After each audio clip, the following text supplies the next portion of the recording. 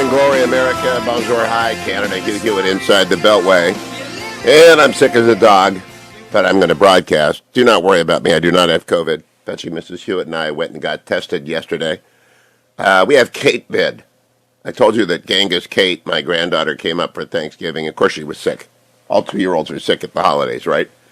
And so first, the Fetching Mrs. Hewitt got it, and then I got it on Saturday. Got worse yesterday. Sunday, we went and got tested just to be careful because you don't want to be giving anyone the virus. And although we're both vaccinated, have the boosters, we nevertheless got tested, and our rapid test was negative. But we also got the other test just to make 100% certain.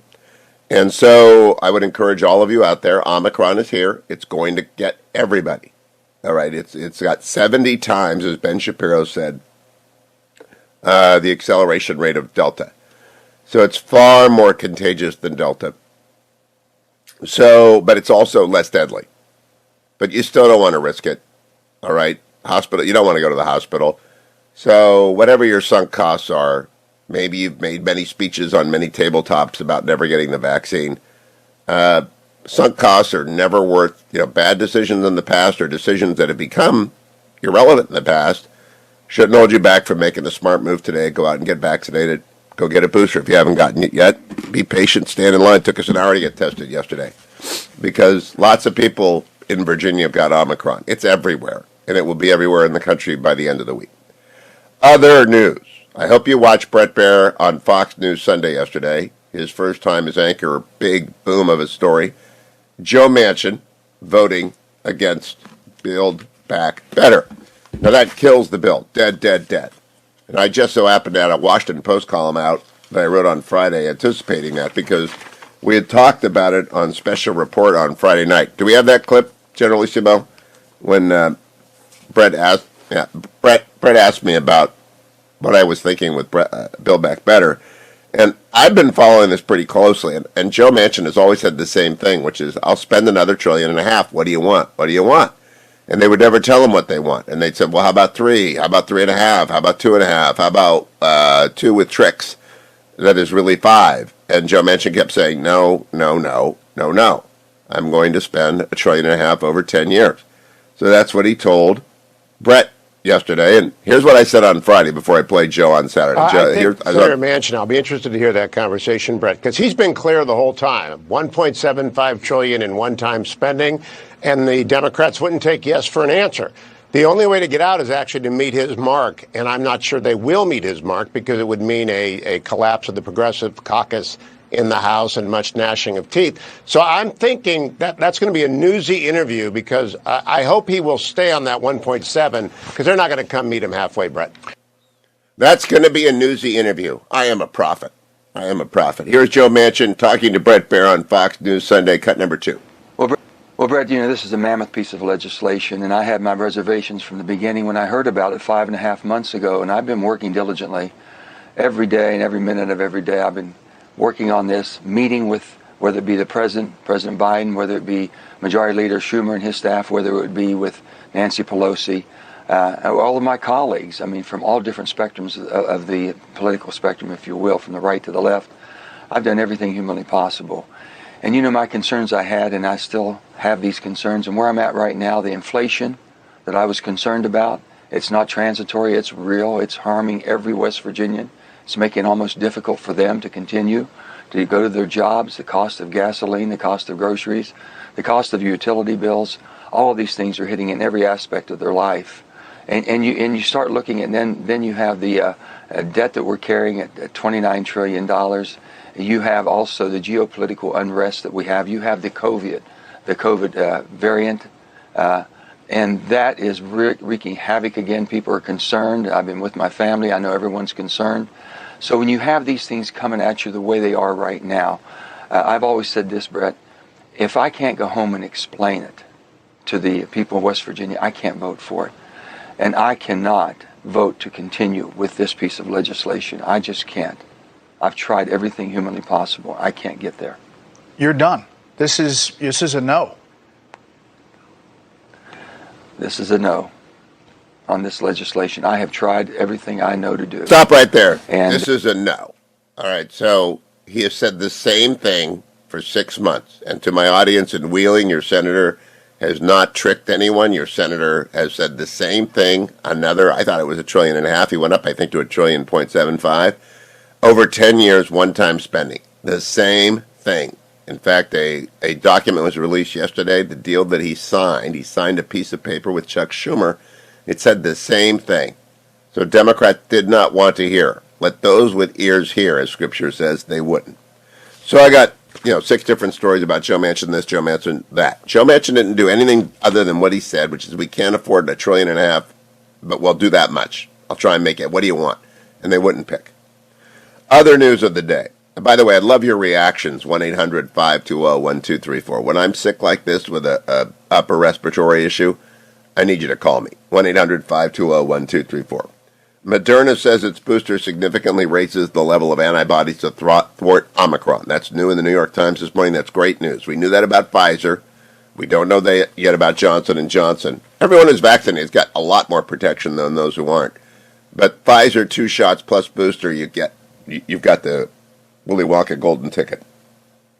A lot of uncertainty, says the New York Times. COVID surge puts many Americans on the edge of about traveling. Of course it does. COVID-19 Omicron variant starts to take a toll on businesses, says the Wall Street Journal. Of course it does. People aren't going to go out. Workers aren't going to be able to come to work if they're sick. Central banks worry Omicron could sustain inflation. That's correct, because not only did we vastly increase the money supplies, we've screwed up the supply chain so badly by lockdowns. Good news yesterday on Fox News Sunday, as Larry Hogan said, there's no way we're going back to lockdowns in Maryland. There isn't one governor who should do lockdowns anywhere. None. Zero. Zip. In Israel, Bennett, the prime minister, urges parents, protect your kids. The 5th COVID wave is here.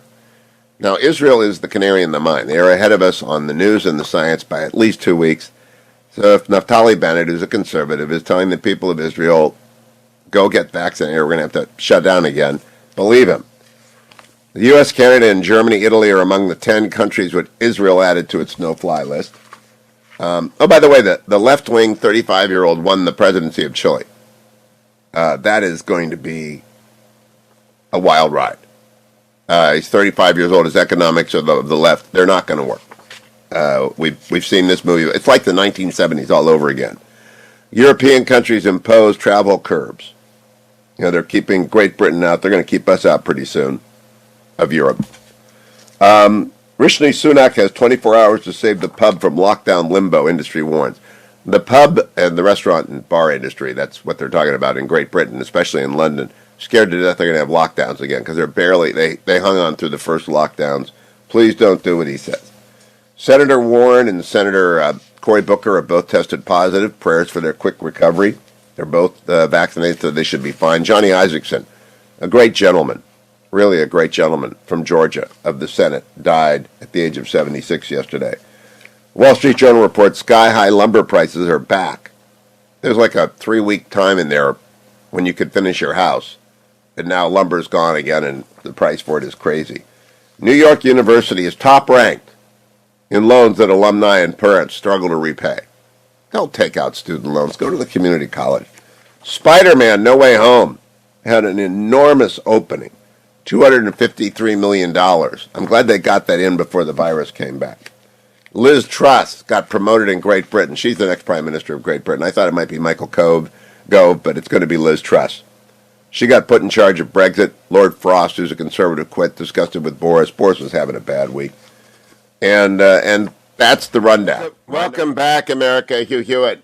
I've got half a voice inside the Beltway. I've got Kate-vid, not COVID. I got this from my granddaughter, Kate. So I've been tested. I'm not COVID positive. But I want to read to you Salena Zito's most recent column in the New York Post, one paragraph. Since last year in Pennsylvania, data from the U.S. Labor Department shows the price of gas has gone up a whopping 58%, utilities 25%, bacon 21%, that should be illegal, chicken 9%, and eggs, coffee, apples, flour, and milk around 6 to 8%.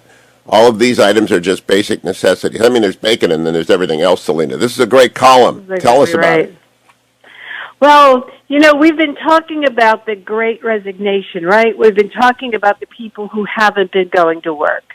What about the people that have? And these are the working poor who are struggling to be able to support their families. Why are they struggling? Because the inflation has just devastated them. They're unable to meet their basic needs because of these costs. And they're sort of invisible to everyone. They're doing all the right things. These are the people that is in manufacturing, in the service industry, in the healthcare industry, that we see every day that make our lives better and give us everything that we need or that we think that we need. However, they are suffering the most during this inflation, and that was what the story is about. I went to a food bank that doesn't require people to meet the needs of the federal guidelines, because again, these are the people that are hurt the most. They're working, but they can't pay their rent. They can't pay their mortgage. They can't, get basic food. They can't pay for their gas because inflation has just rocked their budget. Now, Salena, when I was on Special Report on Friday night and Brett Baer announced that he was going to have Joe Manchin on Sunday, I said, that's going to be newsy. I didn't know how newsy it would be. I am not surprised. Are you surprised? And when Bernie Sanders tells Joe Manchin that he's misjudged West Virginia, what do you think about that? Well, I think that maybe Bernie Sanders has only met with the 4 people in West Virginia who support Joe Biden at this point and don't like Joe Manchin. But nothing should surprise anybody if anybody was listening to Joe Manchin every time he talked about it. Every time. He never minced words. The parallel to this is when John McCain went down and did the thumbs down on the repeal of Obamacare. Nobody should have been surprised. Exactly. You might have been upset, but nobody should be surprised. And so it was a time for choosing. And Joe Manchin never hid it from you. And you go down to West Virginia fairly often. I've been covering this guy for decades. He hasn't changed since the first time he ran for delegate in 1982. Yeah. He has always been this guy. And he's never, and that anyone was surprised that, and I know you weren't, that anyone was surprised that he said what he said has not been listening. And by the way, I do believe that he was not the only one. No. I think he was running cover for a lot of people, and there's a lot of Democrats that breathed a sigh of relief when he did that. However, I think what is going to be incredibly interesting is all the moderate Democrats, so-called moderate Democrats, like Connor Lamb, who voted for Build Back Better, who, by the way, took fundraising money to get a fundraiser, had Manchin do a fundraiser for them, and now have to be accountable to their districts in areas where they were already tenuous at best in their districts. Salena, it's like 2009 when Nancy Pelosi made all the moderate Democrats vote for the Henry Waxman out of my mind climate bill, and they lost 63 seats the next year. And that's what's just happened again. Yeah, that's absolutely. I remember telling Patrick Murphy of Bucks County when that happened, y'all gonna lose. Yeah. So I got to ask you very quickly. You now have 3 candidates for Senate: the investment banker, Dr. Oz, and Carla Sands. Who's Salena Zito watching right now? I mean, things change, but who do you think is the strongest of those 3?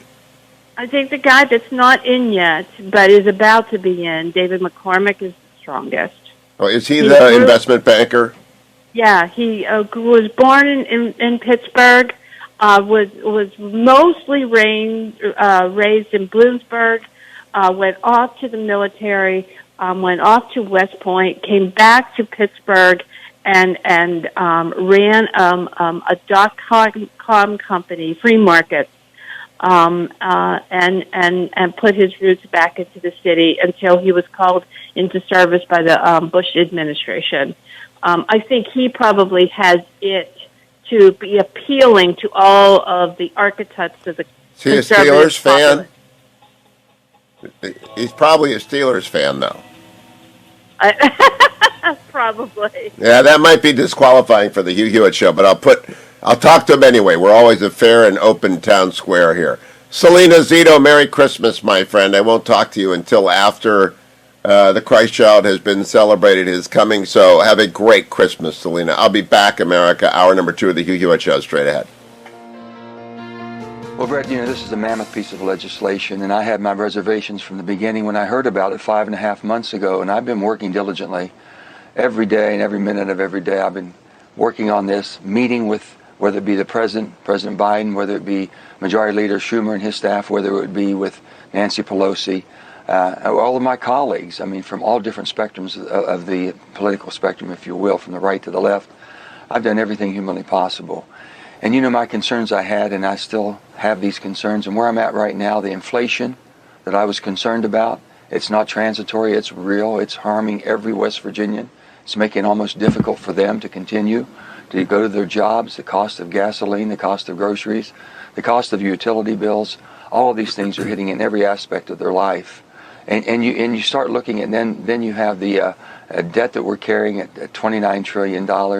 You have also the geopolitical unrest that we have. You have the COVID variant, and that is wreaking havoc again. People are concerned. I've been with my family. I know everyone's concerned. So when you have these things coming at you the way they are right now, I've always said this, Brett, if I can't go home and explain it to the people of West Virginia, I can't vote for it. And I cannot vote to continue with this piece of legislation. I just can't. I've tried everything humanly possible. I can't get there. You're done. This is a no. This is a no. Morning glory, America. Bonjour, hi, Canada. Hugh Hewitt, impaired and ill inside the Beltway, but live. And I don't have COVID. I have Kate Vid. That's my granddaughter. Brought this up to me at Thanksgiving. So I'm joined by Jake Sherman. Good morning, Jake. You've got a youngster in the house. You know that you catch everything they get. I hope you're feeling well. I'm okay. Yeah, I'm sorry you're not feeling well, but yes, I remind my family all the time that there is still a thing as cold. So it's called cold and flu season. Yeah. So Jake, I read Playbook this morning. I want to read not Playbook. I read Punchbowl News this morning. I want to read your succinct summary. This is a massive blow to Biden and Schumer. There's no other way to say it. They believed if they were patient and worked quietly in private with Manchin, they would bring him around on BBB, and they failed. Now, you heard Joe Manchin talking to Brett Baer, and this morning Chuck Schumer's announced he's going to force a vote. That's to protect Chuck Schumer from AOC. That vote is not going to help every other Democrat up for re-election in 2022. Is it, Jake? Well, I actually don't know that I agree with that 100%. Listen, I think this is a really complicated matrix of choices that Schumer has to make. I think he has probably, I just told this to Dwayne, your sharp sidekick, that I do believe that there are 40-something Democrats that want to vote on this. And in a very under-recognized moment in that interview with Brett Baer, Manchin said, "Fine, put it up for a vote if that's what you need to do." And I think, we'll have to see how this turns out. I was just texting with some other reporters this morning and some other operatives who were saying maybe they push this off as they try to get some sort of smaller agreement up. We lay out all the possibilities this morning in Punchbowl News. I'm not entirely sure that they put it up for a vote, but I think I feel pretty confident they will at some point, just because I think it's a member management thing. I mean, listen, Hugh, a lot of being a leader is managing your members, and I think that that's what they're trying to do here. One senator told me about McConnell that 80% of his time is spent on 20% of his members. And right. You might have to manage your members here, but you're managing Maggie Hassan into voting for this nightmare. And by the way, it's still a nightmare in my view and in the view of independents and Republicans. It's wildly unpopular in the country. So I think he's protecting himself against AOC, and I don't know. What is the buzz that you know, Jake, about whether AOC wants Schumer's job? I don't think she does. I don't feel confident about that, but she's worked closely with Schumer on a lot of things. I think the problem here, where it's going to really get messy, is among Democrats and the House leadership, which passed the infrastructure bill without guarantees that they would get something on BBB. I mean, that was their leverage. If you look at this from a dispassionate, nonpartisan point of view, the obvious move here, and I made this argument at the time, I've been consistent on this, is that they should have never let go of the infrastructure bill until they had BBB ready. I understand the desire to get Biden to win. I get that. I'm totally sympathetic to that. But it gave up their only piece of leverage, which was the infrastructure bill, and they should have said, listen, we want to pass both of these things. And some people did. AOC did. We want to pass both of these things, but I'm not going to give Manchin the victory that he wants now until he gives me the victory that I want. And that's where they messed this up. Well, let's talk about the guy who didn't mess it up. And Joe Manchin said the same thing for 6 months, which is $1.5 trillion over 10 years, and I mean it. And the guy who took him at his word is Mitch McConnell. And Mitch McConnell gets to take yet another victory lap. I mean, the guy's just been doing victory laps for 5 years now. His victory lap is, Donald Trump and lots of other people hit him for the infrastructure bill. I supported the infrastructure bill. So did Rob Portman. So did 17 Republicans, because he knew what he was doing. He gave Manchin enough to go back to the people of West Virginia and say, I got a lot of good stuff, roads and stuff that Harry Byrd used to get, and now I'm not going to vote for entitlements. I think he's going to be fine in West Virginia. What do you think? I think so too. I'm not even convinced he runs for re-election, to be honest with you. I have no inside information on that, but I'm he says he might. He's a long way away from re-election, so I don't know.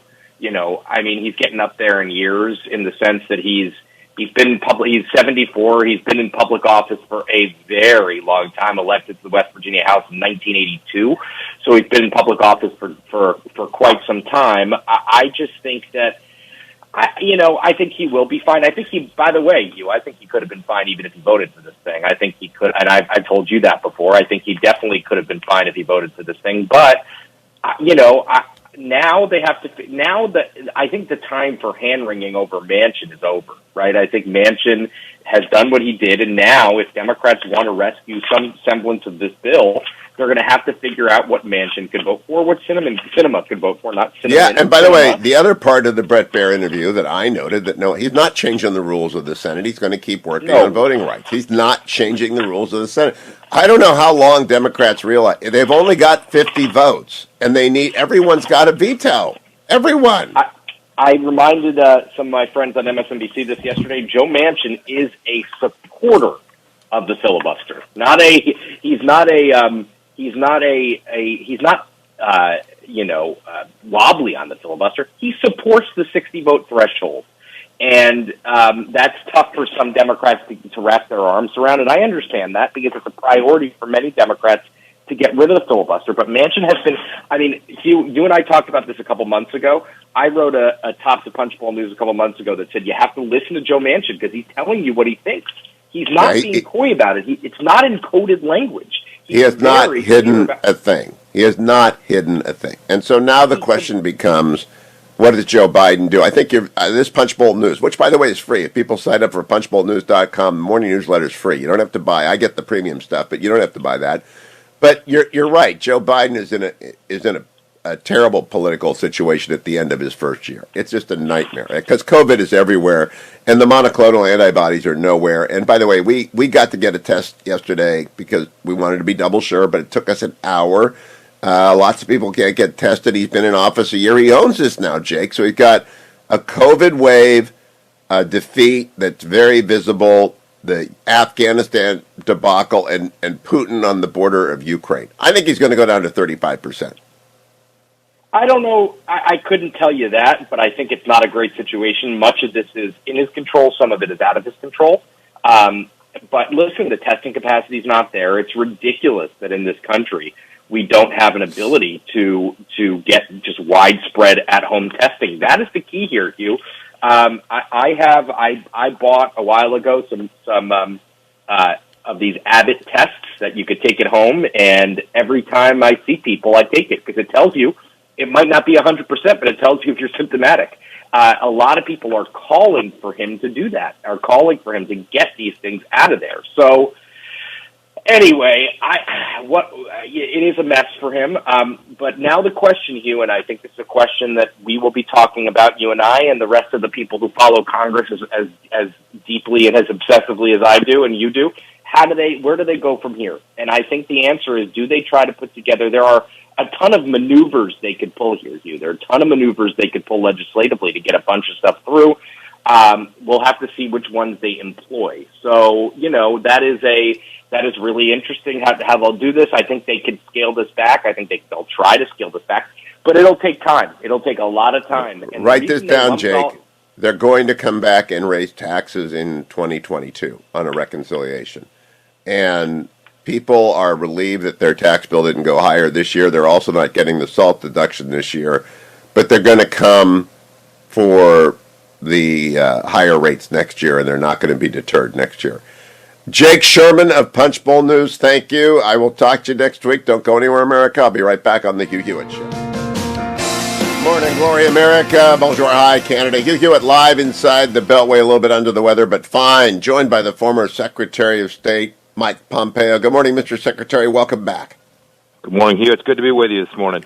Thank you. It's the second anniversary of the virus escaping from China. Has any accountability befallen the Chinese Communist Party in those 2 years, Mr. Secretary?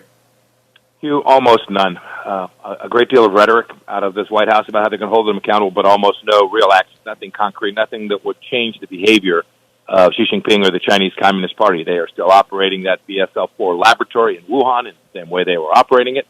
They've paid no commercial price, no economic price for the fact that they've engaged in actions that have resulted in the death of almost 1 million Americans, millions all across the world, lots of people out of work, lots of people with difficult conditions in their home life. No price has been paid because this president refuses to so much as raise this issue in hours of conversation with the Chinese leadership. Now, yesterday, Dr. Collins told Brett Baer that it was likely it came from a bat, and we don't know if it came from the library. I believe that is absolutely objectively not true. We don't know. What do you think? Well, his statement's absolutely false that it likely came from a bat. The most likely situation is the fact that it came out of this laboratory in Wuhan. The virus escaped from that lab. We don't know how or why, but the data, every bit of evidence that has emerged over the course of these last, well, it's really now, we talk about it being 2 years. This probably happened in the fall of 19, so we're now past 2 years. Every bit of evidence that has come to light to date suggests that the Chinese Communist Party was conducting viral activity, including military activity at that laboratory, and in fact that this virus escaped from that lab. We can't prove it. We don't have definitive evidence. The Chinese have it. They've either destroyed it or denied it to the world, and they could solve this problem for us in a minute, have chosen not to. But if Mr. Collins said that yesterday, what he said was a bald-faced lie about what he knows and has to know about the likely place this virus came from. Now, Dr. Fauci also spoke yesterday. You work closely with him, Secretary Pompeo. He's been on the show a number of times. Yesterday told, I think, Jake Tapper that although he turns 81 on Christmas Eve, he is going to stay in the job because this is like leaving in the middle of World War II. What do you think of that? I think Dr. Fauci comparing himself to General Eisenhower is shameful, right? To suggest somehow that he is so central to this. Remember, these almost 1 million lives have been lost on Dr. Fauci's watch. When he says, "Oh, things haven't been handled well," he's the guy, right? He's the man who's supposed to have had all the answers. Look, Dr. Fauci was deeply connected to the funding that took place inside of this laboratory. We don't know all the details. He's had this roundabout with Senator Paul. Senator Paul's clearly right about what happened there in terms of gain-of-function research taking place inside of this laboratory when we were not permitting it to happen here inside the United States. I think Dr. Fauci has overstayed his welcome. I think this has gone to a place that is deeply political for him and deeply personal for him. And when that happens to any of us, to any leader, when it's personal, when it's not about the mission set, it's time to leave your post. Well, I think he's doing more harm than good because I think he is an obstacle to people getting vaccinated in a booster. I just believe that. But let's move on to the genocide games. The Olympics are about to begin, Secretary Pompeo. A diplomatic boycott is announced. The last thing you did as Secretary of State was to declare a genocide against the Uyghurs and other ethnic minorities in China. That declaration was confirmed by your successor. What should corporate America be doing during these games? Corporate America, NBC in particular, has invested billions of dollars in these Olympics, and now they're in a terribly difficult place. Here's what they're going to do. They're going to broadcast Xi Jinping. They are on February 3rd at the opening ceremonies. He will be on a big, high platform. And what the world will see from their broadcast, from this corporate for-profit broadcast, is a man who is holding 1 million or more people in the western part of his country in camps that look and feel much like what we saw in the 1930s. They will see a man who today has denied the world the knowledge it needs to actually figure out how to prevent the next virus from escaping across the world and is still operating a lab that could do so again. They'll see a man who is threatening the people on Taiwan, who has overtaken Hong Kong. This is the person that NBC is going to broadcast as a great leader. That is shameful. It is something they should have engaged with the IOC on months and months ago and moved these Olympics. We're putting these kids in this terrible place. You imagine sending your son or daughter to Beijing to compete, and they go to Tiananmen Square, and they say, wow, this was tragic. If someone from the Chinese Communist Party overhears that, they may well not leave that country. They may not get their exit visa. We're gonna put these kids in a place where they are forced to be muzzled, denied their rights as Americans to speak freely in a country that we know doesn't value life and is likely to engage with them in a way that I think most young American teenagers, these great athletes, just simply can't comprehend the risk that is associated with how they behave inside of that country. We should never have put them there, and corporate America should never have forced them to be there. Now, Secretary Pompeo, I flew back and forth to Minnesota on Delta this week. Delta, of course, criticized Georgia for its voting law security changes. Delta is promoting the fact that it's the official airlines of these Olympics. Is that not hypocrisy? Yes, it certainly is hypocrisy. We see this throughout the biggest corporations in America. Look, they're making lots of money. And, I have sympathy in the sense of for 50 years, it was American policy. We told American companies, go to China, engage, make money. This is the solution. And it was only in these last 4 or 5 years in the Trump administration that we began to acknowledge that this was not going to work and that not only did government, but business needed to respond. Delta, NBC, all of these companies that are engaged there should reconsider how they're operating inside of that country. They will come to see that what they're doing is benefiting slave labor, the internment camps in the West. They will see that this is a country. The Chinese Communist Party leadership, almost exclusively now, views themselves as they have the idea of the China dream and China thought, where this is the middle kingdom. This is the place that will control how the world operates. And I promise you, the employees at Delta Airlines and the employees at NBC do not want to live in a world that is controlled, politically at least, by the Chinese Communist Party. Now, Mr. Secretary, Enes Kanter Freedom has stood up and stood out, but he's the only NBA player who has done so. Are you surprised? He's the only one. I don't know if I'm surprised or not. I want to give credit where it's due. What the Women's Tennis Association has done is magnificent and right and proper and decent and moral. I wish that the NBA would behave in the same way. It would recognize that it's putting its athletes in a terrible bind by telling them you need to be quiet about this issue, not only so that the league can make money, but so they can. I guess I'm a bit surprised there haven't been more. These athletes are awful willing to speak out when they see something at home that they don't like, that they think is insufficiently woke or insufficiently representative of their views. I'm surprised there haven't been more athletes speak about what's going on there inside of China today, and the impact it has on, by the way, Chinese athletes who are trying to compete with them in the NBA, compete all across the world. It's tragic, Hugh. I think parts of the private sector are beginning to wake up to this.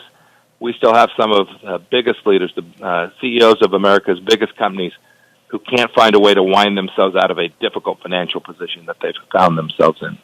Our last topic is Ukraine. Secretary Pompeo, Vladimir Putin did not invade on your watch and President Trump's watch. I think it could be happening as we speak. I don't know. It could be happening next month. How do you deter him from doing this? I'll start with we did.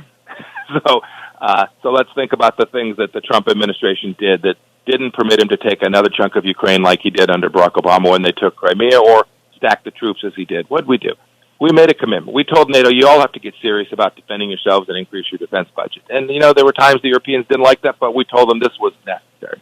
Second, we put soldiers in Poland. We conducted exercises there. We made clear that the United States was going to do the things that needed to be done. We provided the defensive weapon systems that the Ukrainian military and people needed so that they could present a credible deterrent force to the Russian forces that were in southeast Ukraine. Those are the kinds of things. And then you need, then Hugh, it takes credible leadership. A president, his defense and military leaders, his diplomatic leaders, who make clear the lines that matter to America, the interests that America is prepared to defend, and communicate them clearly. And if you do those things, you have a reasonable chance of deterring folks like Vladimir Putin from achieving their goals of restoring the Soviet Union to its promise. He wants to build the Soviet Union back better. He sees the demise of the Soviet Union in the 1990s as the greatest catastrophe of the 20th century, and he's determined to build that Soviet Union back. We want the people of Europe to be free, and we have the capacity to determine. I pray this administration will grab the right end of the stick. They haven't done so yet. Secretary Mike Pompeo, Merry Christmas to you and yours, and I hope you're doing well. Come back again in the new year and keep us posted. I appreciate your candor, your clarity, and your concision, if that's a word. Thank you. I think it's concision. It's conciseness? I don't know. Week 15, Raiders at the Browns. I'm looking at the NFL Network, which I have playing on in the background. That's coming up, too. None of those people are going to be endorsing China. Really, corporate America, pull your ads. Pull your ads. Pull your ads. Do not give succor to this regime. I'll be right back, America. Welcome back, America. A little bit of Christmas music from White Christmas in the event you needed to know a little bit about that. I got a picture of my two granddaughters actually being nice to each other and was reminded of that. I'm joined now by Jay Heiler. He is the CEO of Great Hearts Academies, and I asked Jay to join me because Great Hearts is not only a great group of tuition-free schools in Texas and Arizona, it's also a laboratory for how to do it right during the pandemic. And on Friday night, good morning, Jay, how are you? I'm great, Hugh. Merry Christmas to you, and thanks for that beautiful music from White Christmas. My sisters used to sing that song when I was growing up. Oh, it is. It's a sister's song. So, Jay, it's so fortuitous. We set this up last week, but then on Friday night, I was on with Brett Baer, and Brett reported that Prince George's schools are going back to remote learning, locking down. And I said, that's outrageous. It's unnecessary. I don't know what you're doing in Arizona and Texas and the Great Heart Academies, but tell people first what it is you do, and then second, what you're doing with Omicron. Well, we operate classical schools in Arizona and Texas, as you mentioned, Hugh, and we started about 20 years ago with 130 students in a leased church, and we are now at 23,000. By next academic year, we expect to be over 26,000 in those two states, and then we're expanding now into other states in the immediate term future. And so we're trying to restore classical education really as the standard for educating American kids. And so we're still very near the trailhead in that process. After 20 years, we've only accomplished proof of concept, but we're moving ahead as rapidly as we can. And we have shown so far that there is elasticity of demand for what we do in terms of both families and students and faculty who long to teach in such academies. So I like to tell people your motto, and I was on the Great Heart boards for many years: truth, beauty, goodness. That's it, right? That's it, and that is our simple heading at all events, and that's what we educate for. And in terms of Omicron and the ongoing difficulties with the pandemic, we made a decision over a year ago that we were going to open our schools as close to on time as possible, and we did that, and we've executed that decision, and we have done so at all points with all efforts that can be made to make sure that people are healthy, our students, our faculty, our entire school communities. But we cannot allow the pandemic to interrupt the critical process of educating the next generation. It's simply too important. And fortunately, among the features of this virus have been that it's relatively less damaging, dangerous to younger people. And so it's been possible to operate schools in the face of it, and we're going to continue to do that. Now, Jay Heiler, your experience matters a lot here. You have 23,000 children under your care, directly or indirectly.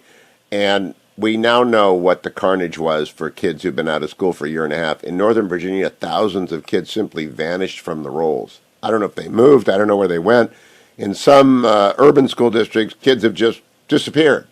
What happened at Great Hearts, and what do you think happened in these school districts that just shut it up and pretended to do remote learning? Well, I think one of the things you learn through times like this, Hugh, is that a lot of our structures that we live with in an advanced society in the 21st century can be a lot more fragile than we think they are. And they can be a lot closer to real difficulty than we might realize. So we had the same experience in Arizona generally. I think there were about 45,000 students who so-called disappeared from the rolls of our public schools through the pandemic. And I think what's happened there is that people just checked out when they found out that there was no real school available. They started homeschooling, or they started seeking other solutions. In some more unfortunate cases, they simply probably began to opt out of the whole process of educating a child through their childhood and adolescence. And so we just got to be really careful with things like this. People in America live at all different levels of economic security or insecurity, all different kinds of circumstances that are surrounding the lives of people depending upon where they are and what community they're in and what their circumstances are. So I think we just have suffered a great loss through all this. And if you look back on it with hindsight, we should have, as a society, kept much more of a determined focus on the educational process as something that we would put a flag down and stand firm for, virus or no. But it's difficult, when people get caught up in events as they did with the onset of this virus. It's difficult to have sound judgment, as we've seen. That's when our judgment gets tested the most. And unfortunately, the reality is in human affairs that some will have better judgment than others, and it's going to fall along a wide scattergram. Now, so, Jay, I visited a number of Great Heart schools, and I know your teachers are great. And I know your teachers are often young and new and exciting, but you also have some veteran teachers who are terrific. And if a teacher is vulnerable to Omicron or to Delta or to any of the COVID varieties, I don't think they should teach. I think they should go home. But I don't think you ought to close schools because some of your teachers are vulnerable. Was that Great Heart's approach? Yeah, our approach was to open our schools and do the best we could to accommodate all of our teachers who faced any sort of heightened danger from the virus, whether it was their own or that of a family member that they were living with. It seemed clear to us from the onset that this was a virus that did not claim victims indiscriminately. It was a virus that began quickly and has continued to prey upon those who were more vulnerable to it for whatever reason. And so the approach we took was to protect those who were most vulnerable, which is the approach a great civilization should always take. And that's what we attempted to do and accommodate our teachers who needed such accommodations, but get on with the business of educating our scholars and getting them prepared for the rest of their lives, which, of course, will last well beyond the point at which this virus recedes from view. Now, Jay Heiler, I want to talk to you a little bit because it's the end of the year and people are making their gifts.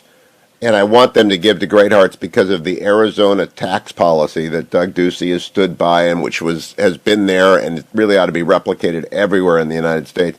Will you tell people how giving to Great Hearts is actually a good tax strategy in Arizona? Well, giving to Great Hearts is a terrific thing for Arizonans, for anyone really, because we're a nonprofit organization, Hugh. We have become a large organization and we're aspiring to get larger, but we are an authentic not-for-profit organization, and all donations to Great Hearts are fully tax-deductible. Here in Arizona, you also have the opportunity to give to Great Hearts and have a fully tax-credited refund against your state tax liability for donations to Great Hearts to support extracurricular activities in the schools. So that's one of many tax credit programs we have in Arizona to support education and enable parents to choose educational institutions that they would like to support with their tax dollars. We also have a generally advanced approach in Arizona to school choice. We have open enrollment in Arizona, for example. In any school district in which seats are available, parents are free to enroll their children. We have about 215 or 220,000 students in charter schools in Arizona, fully tuition-free, state-supported public schools operated by private enterprises or nonprofit organizations such as Great Hearts. Now, that tax credit That tax credit isn't unlimited, Jay, right? It does have a limit. I don't want people to write you a $50,000 check and realize that they don't get $50,000 back from Arizona. Yeah, unfortunately, it has quite a modest limit. It's about, I think it's $400 per couple for that tax credit donation that you get back dollar for dollar in a reduction of your state tax liability. But there is no limit on fully tax-deductible charitable contributions. That's correct. And people should at least do the 400, and then they ought to go further and make great hearts. So Jay, it's been a long and winding road for you. What does the future look like? We've been through this Grand Canyon of school closures. What's the future look like for charter education in America and classical education in America? Well, I think the future looks very bright. I can tell you, Hugh, that I get the opportunity from time to time to be out around the country spending time with people who are at work on this project of trying to redeem the time with regard to our education system in the country. And there is a really impressive assemblage of talent and a really heroic effort going on all over America working on this problem. And when Americans set their minds to work on big problems, we end up figuring out ways to solve them.